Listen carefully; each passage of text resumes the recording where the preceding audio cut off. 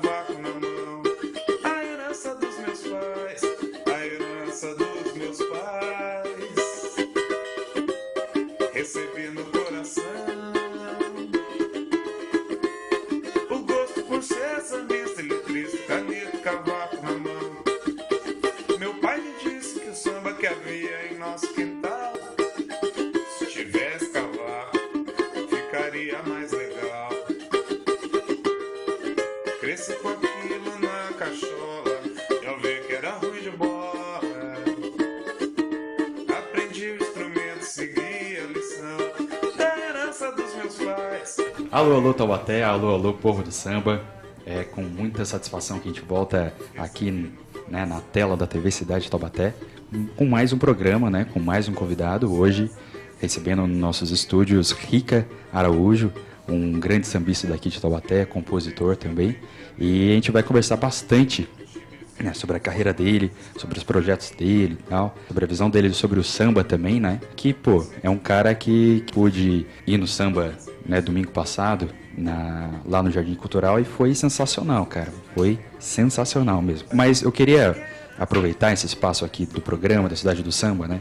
Lembrar sempre que a gente tem o intuito de valorizar o samba, o carnaval, né, da cidade, a cultura do samba, o universo do samba daqui do Vale do Paraíba, de Taubaté principalmente, mas do Vale do Paraíba também. Eu queria só ressaltar uma coisa que infelizmente tem sido bastante pauta de conversas com pessoas, pessoas envolvidas no universo das escolas de samba, que é a questão da rivalidade entre as escolas de samba, né? Ontem eu tive a oportunidade de entrevistar o mestre Gabi. O mestre Gabi, ele é mestre-sala da camisa verde e branco, não é mais o oficial, mas é o de honra, né? E ele é considerado, ele tem o título de mestre-sala do século. Ele ganhou em 1999 o título de melhor mestre-sala do século XX. E é um cara que fundou a Associação de Mestres-Salas e Porta-Bandeiras de São Paulo, o projeto Season do Amanhã, que são projetos que conseguem organizar a transmissão do conhecimento de mestre-sala e porta-bandeira, dessa arte, né? E ele me contou uma história que foi muito bonito, porque antes de acontecer isso, era uma rivalidade enorme entre Vai-Vai e Camisa Verde e Branco. As duas eram cordões, antes de virarem escolas de samba. E uma vez aconteceu que as duas escolas foram campeãs do carnaval. Empate para as duas, não teve jeito. Tanto a Vai-Vai como Camisa, as campeãs, se não me engano, na década de 80. E ele pensou, pô, a rivalidade do Vai-Vai, né, é tão grande e às vezes assim, é uma coisa meio de torcida, né? E que, pô, o que o samba ganha com isso, né? Ele pensou, pô, eu vou tentar fazer uma atitude com que a gente consiga superar um pouco isso. Vai ser um pouco arriscado, mas talvez isso possa trazer algum resultado efetivo para esse problema que a gente enfrenta, né? E que atravanca um pouco o desenvolvimento das escolas de samba, né, em São Paulo. Ele pegou um pavilhão, né, a dona Vivi, que é a mulher dele e a esposa dele, que também é considerada a porta-bandeira do século, e os dois foram para a quadra do Vai-Vai. Chegou lá, falou para a dona Vivi ostentar o pavilhão, né, ela subiu o pavilhão e eles chegaram, né, super com medo, porque, pô, estão pisando em solo inimigo praticamente, né? Mas quando ele chegou na quadra do Vai-Vai e os integrantes viram o pavilhão do Camisa Verde e Branco, se abriu é como se abrisse um mar, assim, para que eles passassem, e toda a escola de samba reverenciou o mestre Gabi e a dona Vivi junto com o pavilhão do Camisa Verde e Branco.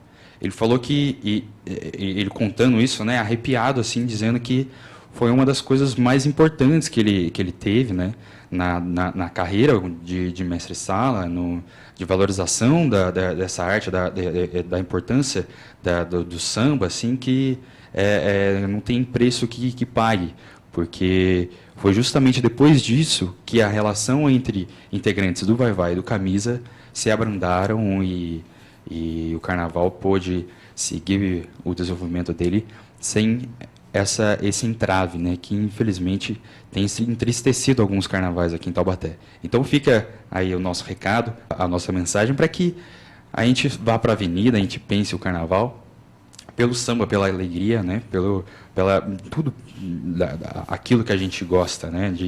A emoção, a sensação que a gente carrega aí, que a gente não consegue explicar, mas é só estando numa avenida ou numa roda de samba, no chão de uma quadra de escola de samba, para poder entender toda essa energia, né? Ficam os votos, né?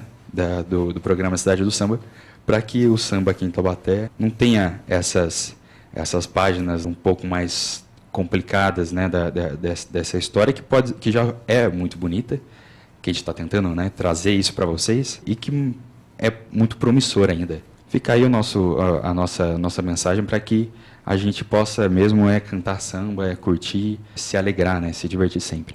Beleza? Então agora vamos, né, conhecer um pouco desse cara que, pelos vídeos que tem postado na internet, né, no Facebook, a gente vê que tem talento para dar e vender, né? Ricardo Araújo, muito obrigado aí pela presença aqui nos estúdios da TV Cidade, Taubaté. A gente fica muito feliz mesmo em receber você aqui. É um prazer imenso estar aqui. Espero poder contribuir aí com o programa, a gente bater um papo legal aí. Obrigado. E eu queria saber como que foi a sua entrada no samba. Essa coisa é desde berço? Seu pai, sua mãe, seu avô já eram sambistas ou você foi em busca disso e isso surgiu na sua vida depois de um tempo? Eu venho de uma família que tradicionalmente fazia samba em festa. Só que tinha uma particularidade, não tinha instrumento de corda. Só tinha os caras que tocavam instrumento de percussão, pandeiro, timba na época e tal, né? Chocalho, agogô, esses eram os instrumentos que predominavam, meu pai, meus tios, padrinho, etc. E na rua que a gente morava, mudou um cara que tocava violão. Então ele enriqueceu um pouco a roda de samba ali, que o pessoal fazia nos aniversários, mas todo mundo sentia falta do cavaquinho. E o meu padrinho, meu pai, falava pra mim assim, quando você crescer, você vai tocar cavaquinho. Porque eu gostava de ficar ali, eu cantava as músicas com eles. E muito do meu gosto musical vem dessas experiências, né? De ouvir nos quintais da minha casa Roberto Ribeiro, AGP, são as coisas que meu pai ouvia quando eu era criança e que eu gosto até hoje. Alcione, Clara Nunes, entre outros. E aí, quando eu cheguei na adolescência, eu já tocava violão, aprendi a tocar violão com 11 anos, por aí, mas mais por outras ondas, coisa de tocar Legião Urbana, rock and roll, aí comprar guitarra, nossa, enchi o saco da minha mãe pra me dar uma guitarra. E aí tinha bandinha de garagem, de rock com alguns amigos. Lá pelas tantas eu decidi pedir pro meu pai me dar um cavaquinho. E ele falou, você escuta rap, rock o dia inteiro, o que você vai fazer com um cavaquinho? Não, vou tocar. Não, você vai ficar encostado aí, não sei o quê. Eu não conhecia ninguém do samba. Só essas ocasiões de família. E meu pai me deu um cavaquinho. Aí eu aprendi a tocar sozinho, porque já tinha uma familiaridade com o violão. E comecei a convencer meus amigos a fazer samba. Aí apareceu um amigo que tinha um pandeiro encostado lá, e o pessoal vinha com balde, depois compraram os instrumentos e foi indo. E aí fui aperfeiçoando, depois passou um tempo, eu entrei num grupo de pagode e assim foi indo, cara. Mas foi esse é o meu caminho, assim, no samba. Você lembra se você teve um tilt, assim, que deu na sua cabeça para mudar desse gosto, assim? Porque às vezes o samba parece que é coisa que tá no nosso cotidiano, mas a gente não se importa, né? E daí, às vezes, do nada, a gente, vou começar a ouvir. E isso acaba, fala, caraca, né? Que universo, né? É tão grande. Você lembra se você deu um turning point, assim? Eu me lembro que, por exemplo, o gosto pelo rock era mais pelas amizades, por influência do meio que eu... O meio que eu vivia, das pessoas da minha idade, ninguém gostava de samba, ninguém ouvia samba. Apesar de ser uma época em que o pagode estava na alta, né? Uhum. Mas o pessoal que andava comigo não era muito de samba. Mas eu tinha isso em mim pela influência que eu tinha em casa. E depois que eu aprendi a tocar o cavaquinho, eu percebi que aquilo poderia ser me trouxe muitas coisas, porque eu era muito tímido e eu consegui me expressar melhor, eu me senti mais identificado. E eu tenho uma coisa pessoal de gostar de movimento relacionado à periferia, de cultura negra. Isso eu vim entender depois. Mas eu sentia muito mais próximo de mim a linguagem do samba, as coisas que o samba dizia, do que propriamente o que o rock estava dizendo. Para mim não fazia muito sentido. Então eu me apropriei mais, eu acredito que por causa disso. Por gosto, por experiência pessoal. Tá? E depois você entrou num grupo de pagode, já fazendo apresentações, assim, contratado mesmo em festa, em bares, em casas noturnas, assim. Como que chamava esse Isso foi mais ou menos em 1999, 2000, essa época, assim. Nessa época tinha muito grupo de pagode aqui em Taubaté. Aliás, para todo canto tinha muito mais do que hoje. E aí eu tinha um cara na minha rua que me chamou para ir num churrasco, aí eu conheci outros caras que tocavam lá, e o cara me indicou para um outro cara, assim foi indo, e eu sei que eu cheguei num grupo lá. E nesse grupo a gente começou a tocar em lugares que enchiam, né? Foi a primeira experiência de tocar num palco, por exemplo. Mas era muito perreio, cara, porque a gente era tudo adolescente, andava de bicicleta. Tem uma história que eu estava indo para um ensaio, descendo a Ponte Seca com o violão nas costas. A mulher foi atravessar, ficou naquele vai, não vai, e eu fui com a bicicleta, atropelei a mulher, foi eu, a mulher, o violão no chão. Várias histórias tristes nessa época, assim, mas que a gente lembra, a gente se reúne, recorda e dá risada pra caramba. E tem vários amigos que eu consegui manter desde essa época. E a partir daí esse primeiro grupo que eu toquei, que foi sério, assim, comprometido, se chamava Moleque Atrevido. Depois a gente mudou o nome do grupo para Grupo Desafio. E depois toquei em alguns outros grupos aí ao longo do tempo, mas esse foi o primeiro. Massa. E daí você me disse aqui, né, antes de começar o programa, que você também é psicólogo, né? Então, como que você conseguiu conciliar essa... você pretendia realmente seguir uma carreira de músico, ou assim, mesmo tentando, as dificuldades eram grandes e tal, né, não sei, talvez de estrutura, ou isso... Não, eu quero ter uma outra profissão mesmo, eu também gosto de trabalhar de uma outra forma, eu quero ter a música comigo. Como é que foi para conciliar essas duas coisas? Eu sou recém-formado em psicologia, eu me formei agora, né, em 2015. E a psicologia e a música para mim são muito próximas, por questões pessoais e também pela maneira que eu entendo as duas áreas.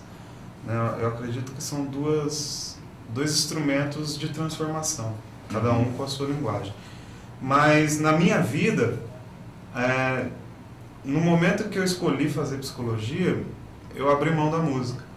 Eu tinha deixado de tocar profissionalmente e tal, e fui me dedicar à psicologia. E quando eu cheguei no terceiro ano de psicologia, a exigência de estágio era muito grande. Então eu tinha um trabalho de 8, 10 horas por dia, eu tive que abrir mão desse trabalho para conseguir dar conta dos estágios. E aí me faltou a renda, porque eu passei a fazer um estágio que era remunerado de 4 horas por dia, mas a minha renda caiu 5 vezes, no mínimo. E aí eu procurei a música de novo para complementar minha renda e reencontrei um prazer que eu nunca tinha encontrado. Que eu comecei a fazer coisas que eu não fazia. Né? Eu comecei a tocar sozinho, fazer violão e voz, e entre outras coisas, que é o que eu tenho feito até hoje. Hoje eu vivo exclusivamente da música. Estou iniciando minha carreira de psicólogo, mas hoje a minha fonte de renda é exclusivamente da música. Caraca. E você pode mostrar, assim, e essa coisa da composição também foi dessa nova fase, assim, que que você retomou a música ou sempre você... É porque às vezes é um pouco espontâneo, né? Vem espontaneamente também, pô, junto com uma galera e tal, alguma criação, né? Uhum. Mas teve alguma nova fase assim, de composição mesmo nessa segunda retomada? Eu acredito que essa retomada ela me ajudou a ter mais confiança de demonstrar as coisas que eu já fazia, porque há muito tempo eu escrevo, eu gosto muito de escrever, e há muito tempo faço algumas músicas e tal, inclusive algumas músicas que eu estou mostrando agora são músicas bem antigas, mas eu achava que aquilo não era uma coisa que eu deveria mostrar, que era uma coisa minha. Me sentir inseguro das pessoas de repente não gostarem, não acharem legal. Era uma coisa que eu não dividia com ninguém. E depois dessa retomada eu percebi que aquilo era uma coisa legal e que eu deveria olhar para isso melhor.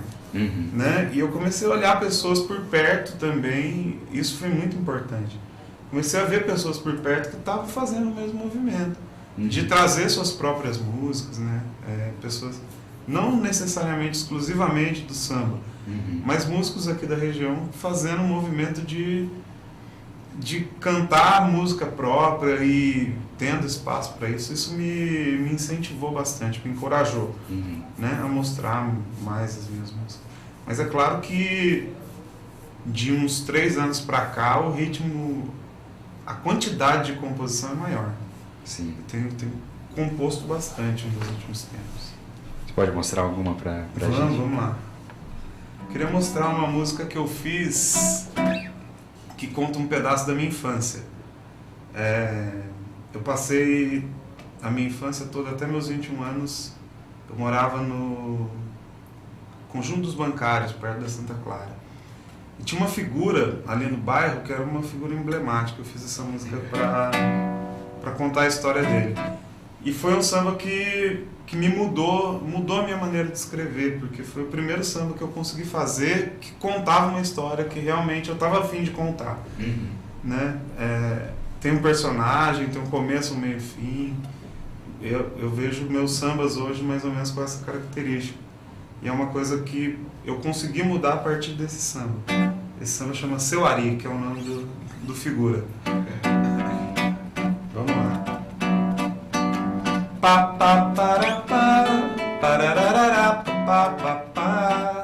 Que eu me pego assim puxando da lembrança do meu tempo de criança, recordei do Seu Ari. Era um senhor da mesma vila onde eu morava, sua rotina não mudava, parecia um déjà vu. A sua casa era um castelo intransponível, arquitetura irreprimível pros padrões de um vilão. Se alguma bola lá caísse porventura, despertava uma aventura em nossa imaginação. A cerca viva com espinhos afiados e a de arame farpado protegia 2 portões. Em nossa lenda havia jacaré num fosso, armadilha, um calabouço onde moravam 2 leões. Imaginávamos que Seu Ari gozava de artefatos que usava contra a nossa diversão, e que colecionava bolas e brinquedos, se afrazia com folguedos isolado em seu porão. Seu Ari era um senhor muito conciso, nunca viram seu sorriso não fosse no botequim, onde montinha conta pra comprar vermute, pinga-bol, alguns quitutes, sem faltar amendoim. A falta de Ari no bairro já é sentido, especialmente pela vida que ele dava a seu jardim, que era mantido por ele com seu primor, derramando seu amor em grandes pés de alecrim. Você imagina trabalhar o dia inteiro, de janeiro a janeiro, e vir alguém pra destruir, ainda não poder ficar quieto no seu canto pra ouvir o jogo dos santos e poder se distrair. Eu era um dos que fazia travessuras, escolhia aquela rua, especialmente o seu portão. Fiz esse samba pra manter Seu Ari vivo, hoje entendo seus motivos, peço uma reparação. Que fera, parabéns. E como você disse, talvez a psicologia tenha uma linguagem e o samba tem uma outra linguagem, mas que podem falar, que falam da realidade, né? Exatamente. Eu vejo que tem um movimento hoje no samba de resgate, mas com uma linguagem diferente. É um samba que olha para a raiz, que olha para a essência, mas que fala de coisas atuais. Tem bastante compositor do assim chamado lado B e que está fazendo samba com essa característica, com essa essência, com uma linguagem mais atual e com uma roupagem, vamos dizer assim, mais voltada para o samba que acontecia na década de 60. Uhum.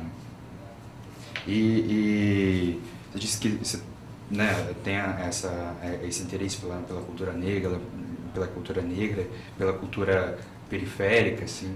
É um pouco pensando nessa herança que a gente tem, nessa importância, assim, que você pensa também os sambas. Sim, sim. Eu penso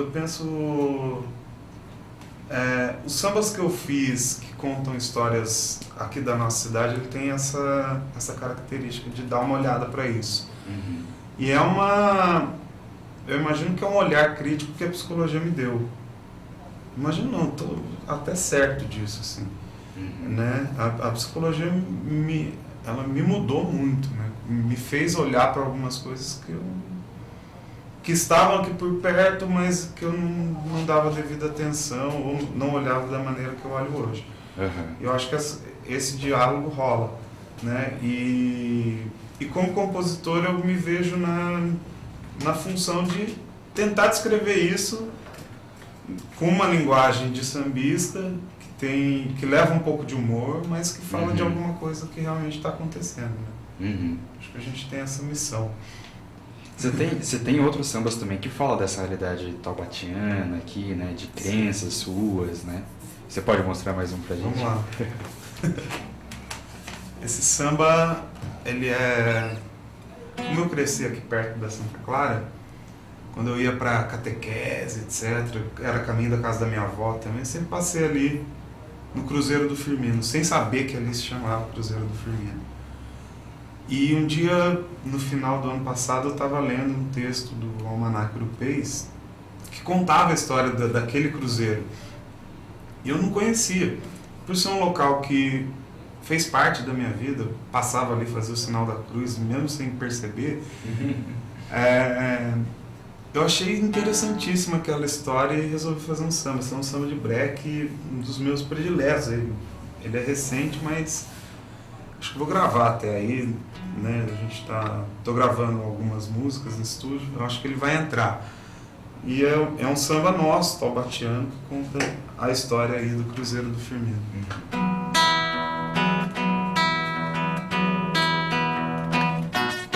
Nego Firmino, moço vigoroso, saudável, sempre bem disposto, conquistou o querer bem do coronel, da fazenda dos Palmares, só cumprindo seu papel. Teve um covarde fim cruel, o escravo Firmino, que esbanjava sua saúde, reconhecido pelo bem e pela virtude. Quando voltava pro repouso na senzala, foi pego na maldade por Pedro em uma tocaia, que esvaindo-se em ódio quis jogar o negro na vala. O feitor armou-se na espreita, na espera, no escuro da estrada cavar o canguera. E ao ver Firmino voltar da obrigação, que era acompanhar o filho do patrão, motivo pelo qual Pedro remoía, ganhar a confiança era o que ele queria, e pôs na mente que pra alçar seu ideal, o jeito era eliminar o seu rival. Assim foi feito, caso pensado, Pedro bateu nas costas do pobre coitado, deixou o escravo e a estrada ensanguentada, tamanha barbaridade a golpes de paulada. E chora Pedro, arrependido, ao delegado, confessa-se bandido.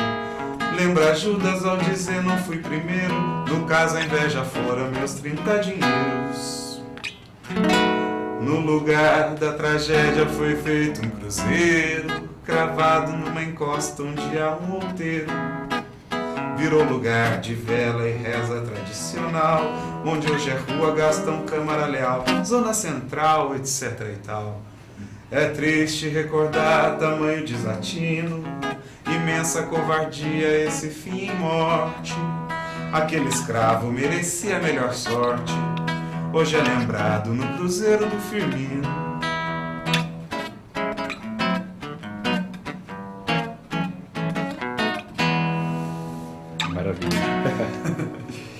E eu queria saber se você tem algum ícone, né, do samba que você mais se inspira. Você falou que de casa você ouvia AGP, né, mas você carrega alguma inspiração assim no jeitão de compor mais especificamente, mais específico assim? Olha, eu tenho grandes ídolos, mas o cara que eu mais gosto como letrista é o Ney Lopes. Ney Lopes, ele compôs muita música para Alcione, para o Roberto Ribeiro, Fundo de Quintal, entre tantos outros. Ney Lopes é um letrista que eu olho assim e falo, pô, quando eu crescer eu quero ser igual esse cara aí. Porque ele, além de ser letrista, ele é um intelectual, cara. É um cara que escreve várias coisas sobre identidade negra, sobre cultura. Ele tem até dicionário de linguagem da cultura afro publicado. Ele costuma dizer que o intelectual é bancado pelo sambista. É mais ou menos o que eu estou fazendo hoje. Eu continuo estudando e tal, e o samba tá me conduzindo por aí. Ele é um cara que eu me inspiro muito. Ele acho que foi recentemente que ele fez o dicionário de samba, né? E na chamada fala, você nunca leu um dicionário de ponta a ponta, essa vai ser a vez que você vai ler. E realmente, assim, é um cara também que é gigante, né? Ele é gigante. Mas tem mais, assim? Tem. Assim, de cantor, um cara que eu admiro muito é o Roberto Ribeiro, cara. Ele é um cara, pra mim, ele é um gênio reconhecido. Eu acredito que a geração atual deveria olhar melhor para a obra do Roberto Ribeiro e valorizar um pouco mais, porque ele era um cantor e tanto, um grande intérprete. Não só de samba dolente, de partido alto, de samba enredo também, porque ele puxou muito samba no Império Serrano. Por exemplo, o samba do Silas de Oliveira da Aquarela foi ele que cantou na Avenida. Então, Roberto Ribeiro é um cara que eu admiro bastante, que eu sempre estou escutando. Mas tem vários outros. Tem muito sambista que eu gosto. E eu tenho um gosto meio... As pessoas que convivem comigo dizem que é exótico, eu digo que é mais apurado, sabe? Eu gosto de ouvir umas coisas que quase ninguém está escutando. Eu sinto prazer com isso. Né? De ir pesquisando. Né? Eu gosto também das histórias envolvidas por trás da música, esse tipo de coisa. Muito interessante. Né? Mas o João Nogueira também é um outro cara que eu gosto muito, também, que é uma grande referência. Você podia mostrar uma do Roberto Ribeiro para o povo de casa que não conhece, né? Talvez já deixar... Essa aqui do repertório dele é uma das mais conhecidas, assim. Todo menino é um rei, eu também já fui rei, mas claro, despertei. Todo menino é um rei, eu também já fui rei, mas claro, despertei. Por cima do mar da ilusão eu naveguei, sonho em vão, não encontrei o amor que eu sonhei nos meus tempos de menino.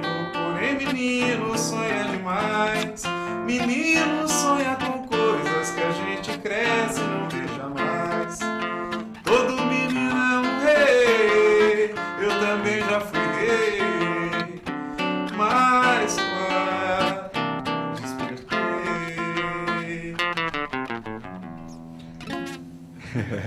Massa. E né, já aproveitando a brecha mesmo, assim, você teve algum contato com a escola de samba? Ou como é que foi? Eu tenho 2 escolas de samba aqui em Taubaté que sempre não me chamaram assim, elas não vieram até mim me chamar, mas são 2 escolas pelas quais eu me sinto atraído por motivos pessoais. A minha família por parte de mãe é da Estiva, minha avó mora lá na Estiva até hoje. E a minha família por parte de pai é da Vila das Graças. Então a Boêmios da Estiva e a Mocidade Alegre são escolas que me puxam, né? eu tive a oportunidade de, em 2003, sair tocando cavaco na Mocidade Alegre, da Vila das Graças. E em 2014 eu fui convidado para, acho que foi 2013 ou 2014, que o Vaguinho estava lá e ele me convidou para participar de um concurso de samba de quadra. Eu fiz um samba lá, infelizmente não ganhou, porque só ganha um. Não, mas o samba que ganhou era bom, do Alexandre. E aí eu fui convidado para entrar na ala de compositores da escola. Só que aí o pessoal que cantava acabou saindo e esse contato se enfraqueceu. E no último carnaval agora, também a convite do Vaguinho, eu saí tocando cavaco no morro.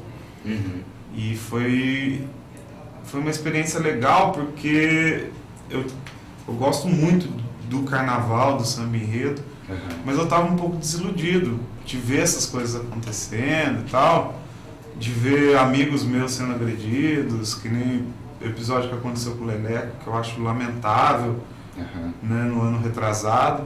Estava um pouco desiludido disso, assim. E esse convite desse ano me fez reencontrar um prazer no carnaval que estava meio perdido, né? Não sei se eu vou me manter aí, se esse contato também vai se estabelecer, porque aqui, infelizmente, a gente tem essa cultura de deixar a chama do carnaval apagar. Sim. E depois tentar correr atrás. Eu acho que a gente deveria pensar num mecanismo de manter isso o ano todo. E porque, infelizmente, nossas escolas se preocupam mais em fazer bingo do que em fazer samba. Algumas delas, né? Isso me preocupa bastante. E eu tenho uma crítica também, assim, eu vejo que as escolas, elas não se atentam que a maior parte das pessoas que gostam e que fazem samba na cidade estão longe das escolas. Exato. E isso tem um motivo. E alguém precisa olhar para isso e dar conta disso. Tentar aproximar essas pessoas desse ambiente. Porque quem ama o samba, quem vive perto do samba, não faz distinção se é um samba de roda, se é um partido alto, se é samba enredo, se você gosta de samba, você vai estar lá. Cada um tem o seu momento, eu acho que todos eles cabem. E, infelizmente, o ambiente do samba enredo e das escolas de samba em Taubaté tem muita gente boa que poderia estar mais perto e que não participa. E eu sou um desses caras que fiquei sem participar um tempo e nesse ano eu reencontrei um prazer aí. Espero conseguir manter isso, alguma proximidade. É verdade. E você acha que as escolas de samba também, elas podem explorar esse âmbito social, né? Talvez até com uma ajuda da psicologia, de psicólogos, né? Porque a maioria das escolas não são centrais, né? Elas são bairros mais periféricos da cidade, né? Regiões mais, né? À margem da cidade, né? E que no seu entorno também vão encontrar problemas sociais, né? Com certeza. Eu acredito que a escola de samba ela tem que ter uma missão, né? Como as empresas, por exemplo, têm hoje em dia. E são poucas as escolas que se atentam a isso porque ficam esperando que o poder público traga uma iniciativa que deveria ser uma iniciativa popular. O fato de vir de uma fonte pública não necessariamente tem um apelo popular, né? Embora no nosso país o samba seja extremamente popular. E aqui em Taubaté, o financiamento público do samba, eu considero que é o maior, embora ele seja responsável por manter as escolas na avenida, ele é danoso para a relação que as escolas mantêm com as suas comunidades. Porque as escolas não se preocupam com o chão. Eu fico impressionado quando eu vou nos ensaios e eu vejo que algumas coisas básicas, técnicas do samba não acontecem dentro do ensaio. Não tem ensaio de harmonia, por exemplo. Ninguém se preocupa se a comunidade está cantando samba. Sim. E isso não deveria ser nem pedido. Se é uma comunidade que se implica com aquele espaço, ela vai vestir a camisa.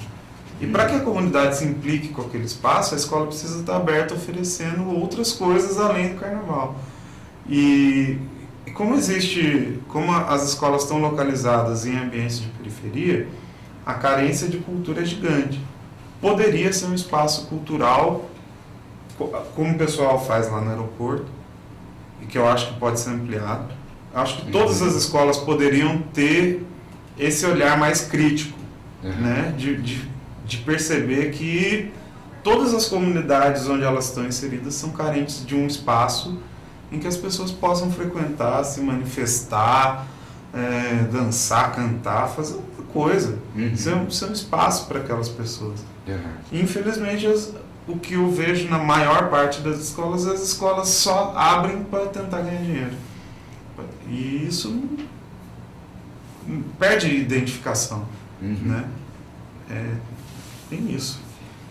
As escolas, elas poderiam ser realmente assim, celeiros, né? Uma coisa que ajudasse os sambistas, né? A ser um lugar onde nasce um samba, né? Alguém aprenda a tocar um instrumento, assim, ou se interesse por aquilo.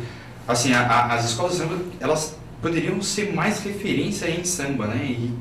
E como você disse mesmo, parece que não se tem muito isso, mas às vezes mais perto do carnaval isso tende a aumentar, né? Mas realmente essa perda durante o ano aqui de movimento prejudica bastante nesse movimento.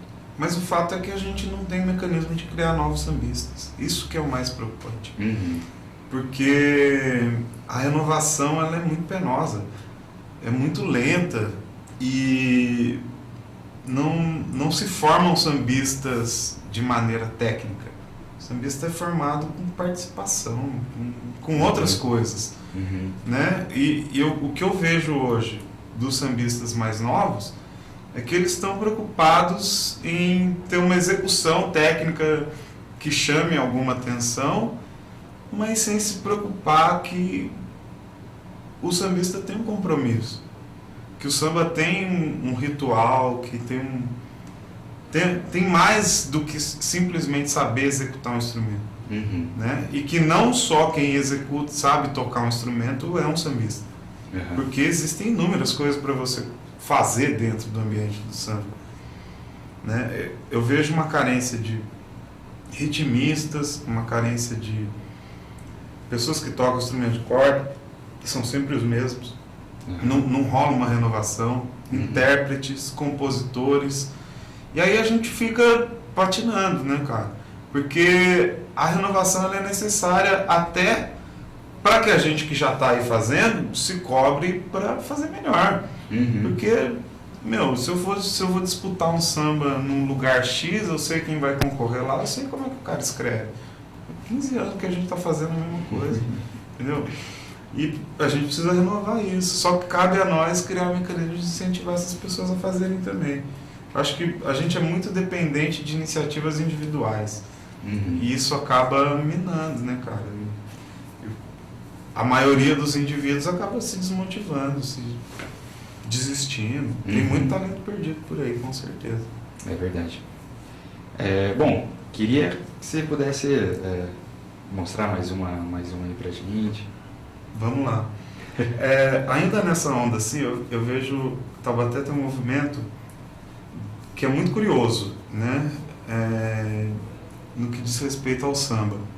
Porque o samba, de fato, sem preocupação mercadológica, ele foi abandonado pelas periferias. E quem abraçou foi um pessoal mais elitizado, mas que tem uma preocupação e um senso crítico mais apurado, que é uma característica dessa geração nossa que está chegando aí e tal.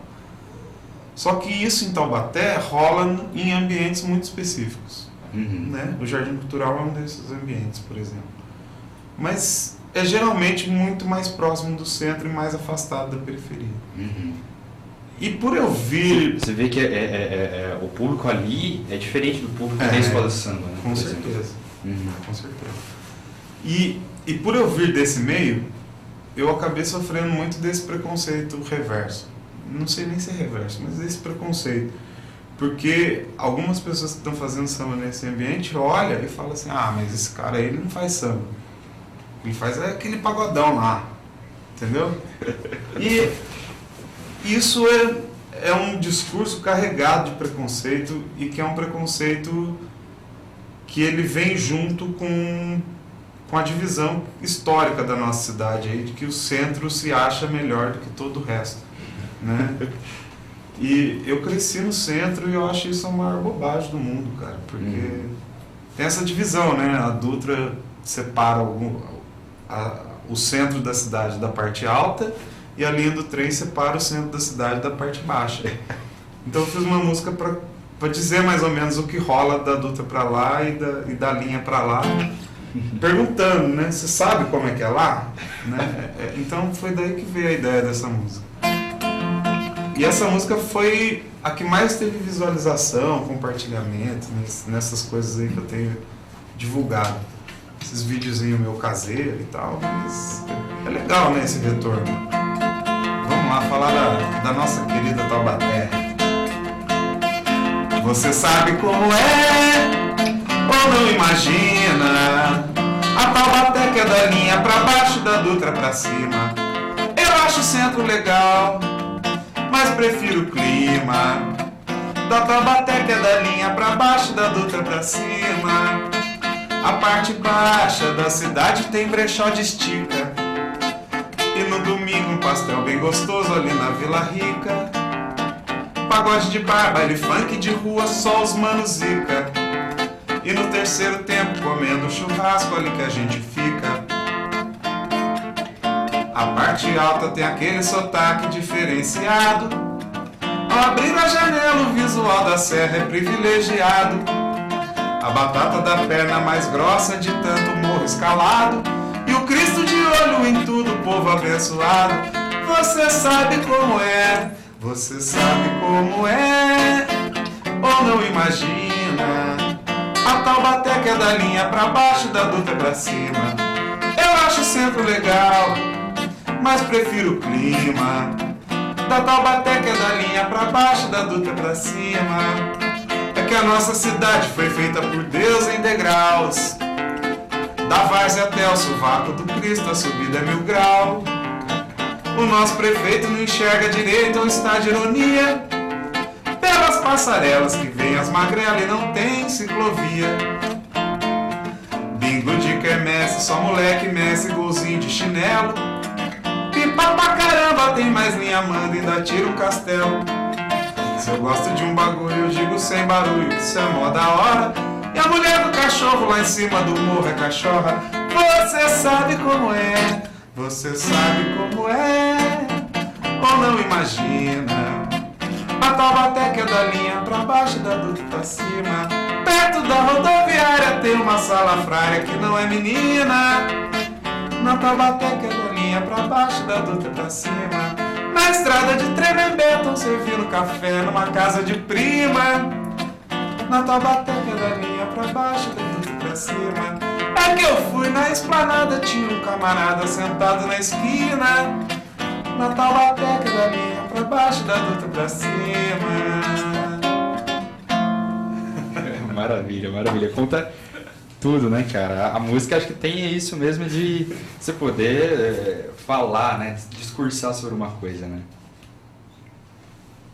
Eu acho que, modéstia à parte, eu consegui trazer também uma coisa que o samba é muito bom em fazer isso, que é contar uma realidade usando um pouco da ironia, falar umas coisas que todo mundo conhece, se identifica e dá uma risadinha. Ah, é verdade.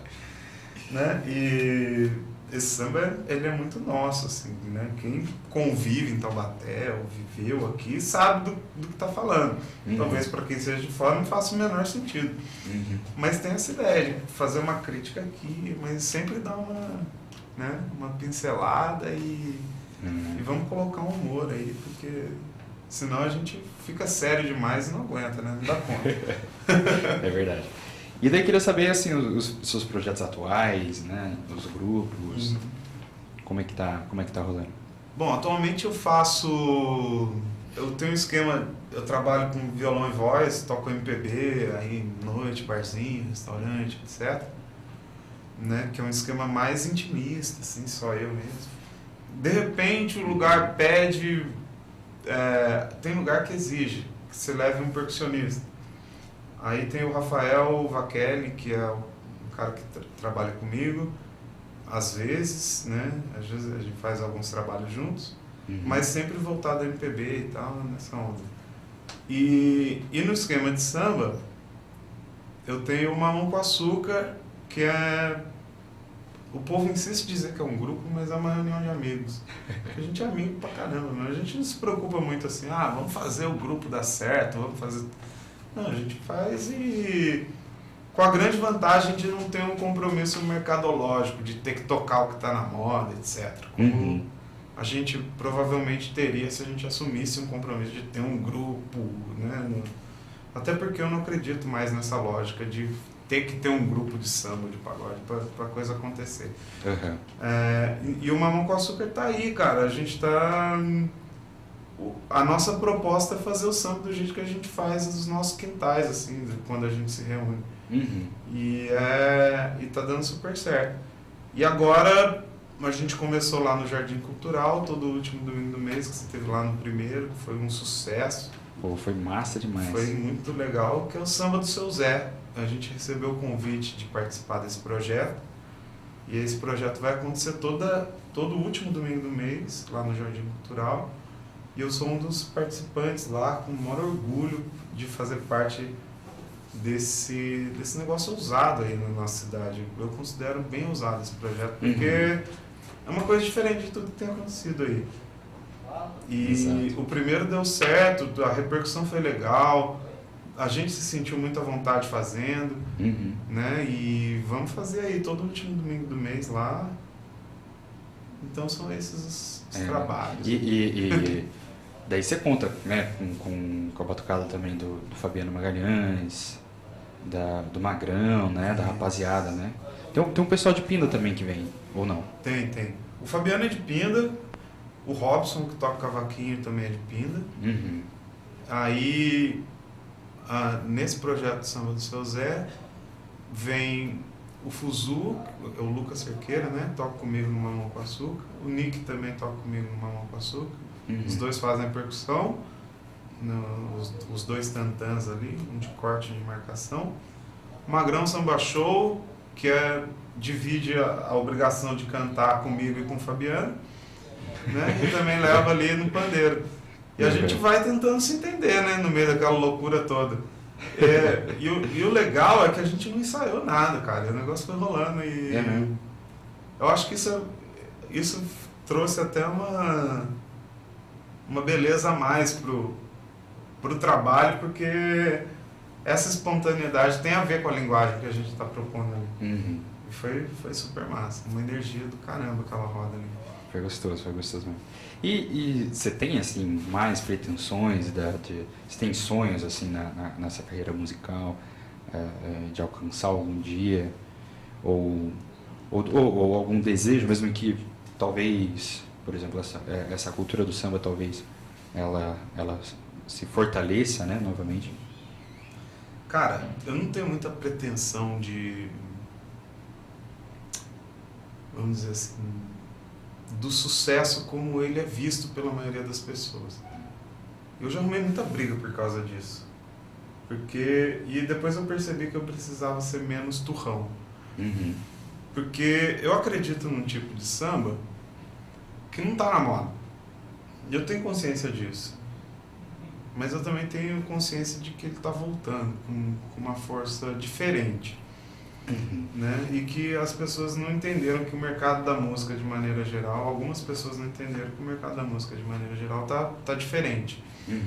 Mas a pretensão que eu tenho hoje é de realizar isso que eu estou fazendo. Estou gravando minhas músicas no estúdio pela primeira vez.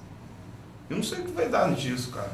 Eu vou gravar 5 músicas e acho que o pior trabalho é escolher o repertório, porque até ontem a gente foi gravar, veio um parceiro de São José gravar o violão de 7 cordas, eu estava conversando com ele sobre isso. Eu me sinto uma mãe num barco com 20 filhos e só tem 5 boias. Saca? Eu falo, pô, e os outros, cara? Como é que fica? Então eu tô tentando me eximir dessa responsabilidade de escolher o repertório. Tenho convidado algumas pessoas para participar da escolha do repertório. E a pretensão que eu tenho é de botar minha música na rua. Mostrar para as pessoas com uma qualidade legal, dentro das minhas limitações financeiras, possibilidades, parcerias. Não estou investindo quase nada, porque é só amigo que está vindo, gravando na casa de um parceiro, um home studio, com uma qualidade legal, e cada um chega, dá sua contribuição, deixa os caras livres, dá seu pitaco aí. E a pretensão é essa, cara, eu vou botar o trabalho na rua, vamos ver o que vai dar. Vamos ver até onde ele vai me levar, se é que vai me levar a algum lugar. Já me trouxe aqui, já é uma coisa legal, né? Eu podia estar lá em casa, dormindo, sei lá, ou fazendo outro vídeo. Mas eu tô aqui hoje e acredito que a música vai chegar em mais pessoas. Hoje eu tenho uma consciência de que a música é um produto, mas não é um produto como qualquer outro. Que eu não tenho direito de ser o detentor da minha própria música. Se a música tá aí, ela já não é mais minha, cara. Ela tem que sair. Tem que chegar no máximo de pessoas possíveis. Como se fosse uma receita, mas que, na verdade, cada um vai colocar ali o seu dedinho, né? Talvez quando for gravar. Não gravar, mas cantar, executar aquela música, né? Cantar. Exatamente. Eu acho que todo compositor tem um pouco de medo de colocar a sua música, assim, de... Nossa, será que eu vou perder essa música? O que será que vai fugir do meu controle? Mas como é um processo criativo, a criatividade ela não é como dinheiro. Não é porque você gastou um percentual da sua criatividade que você ficou sem, né? Que vai te faltar ali na frente. Não, o processo criativo não depende. Acho que depende muito mais da sua disposição de estar a fim de fazer mesmo. E eu incentivo várias pessoas a fazer isso, porque tem muita gente fazendo e talvez esteja na mesma onda que eu tivesse um tempo atrás de não, isso aqui é meu, acho que eu não devo mostrar. Acho que quanto mais a gente mostrar, melhor. A gente deseja que, que esse caminho seja maravilhoso, assim, de muita conquista. E daí, para fechar, queria que você escolhesse um samba de muito gosto seu, assim, para dar a cartada final aí. Vamos lá. Esse samba, esse vai estar no CD porque eu já gravei, isso eu tenho certeza. Esse samba eu fiz pensando na ideia seguinte. Existe aquela expressão, né? Tenha santa paciência. E aí eu me perguntei, mas que santa que é essa, cara? Que dia que é o dia da santa paciência? Onde que fica a igreja dela? Essas viagens, né? Aí eu fiz esse samba. Santa paciência, não sei qual seu dia, tampouco rezar sua oração. Como também não sei em que bairro eu encontro sua igreja. Mas veja, a minha cabeça jamais deveria ceder ao azar do coração. Mesmo sem te encontrar, te perdi minha santa paciência. Clemência, não dá pra viver uma vida de aventura a essa altura que eu não tenho nem idade. Verdade que há por aí quem contribua com a loucura de viver sem lealdade. Eu só queria um cafuné sincero, pedir muito, eu sei que é. Santa paciência abalou minha estrutura, essa tortura me faz namorar qualquer mulher que vier. Eu rogo a força para que tal conjuntura se transforme. Eu peço a mão e elas dão no pé. Santa paciência abalou minha estrutura, essa tortura me faz namorar qualquer mulher que vier. Eu rogo a força pra que tal conjuntura se transforme. Eu peço a mão e elas dão no pé. Santa paciência.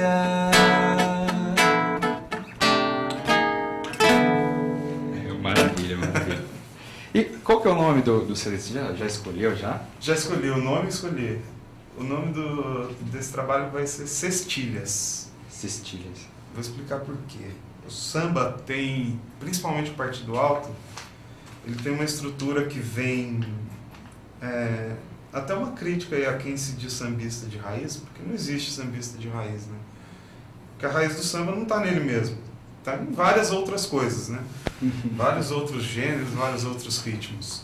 Então, para você ser sambista de raiz, você tem que ser um cara eclético que presta atenção em várias manifestações populares de diversos cantos, principalmente do nosso país. E eu sempre reparei que o samba tem uma estrutura de rima, principalmente o partido alto, que combina a primeira com a segunda, tem uma terceira, aí rima a quarta com a quinta e a última rima com a terceira. Vou dar um exemplo.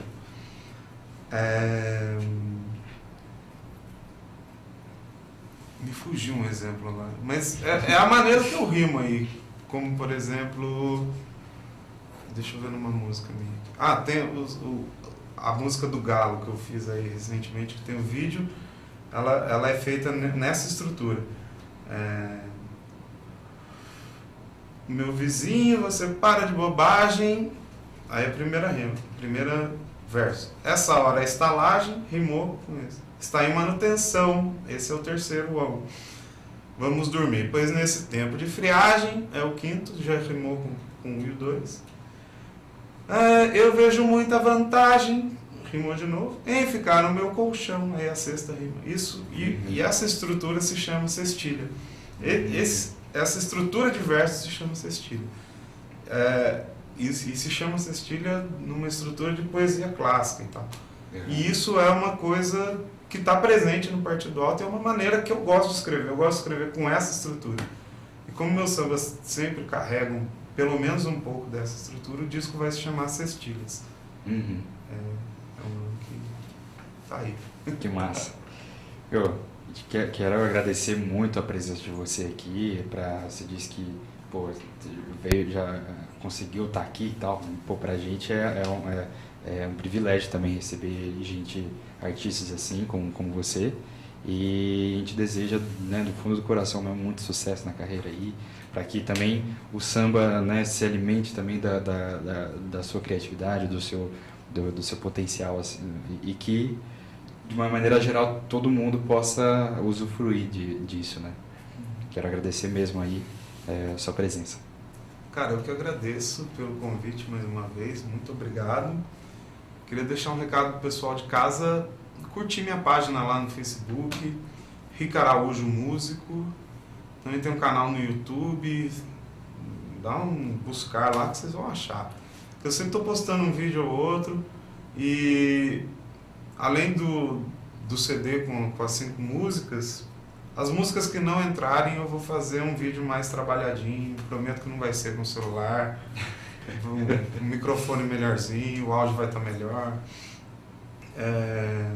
É isso que eu tenho aí de caminho aí pela frente.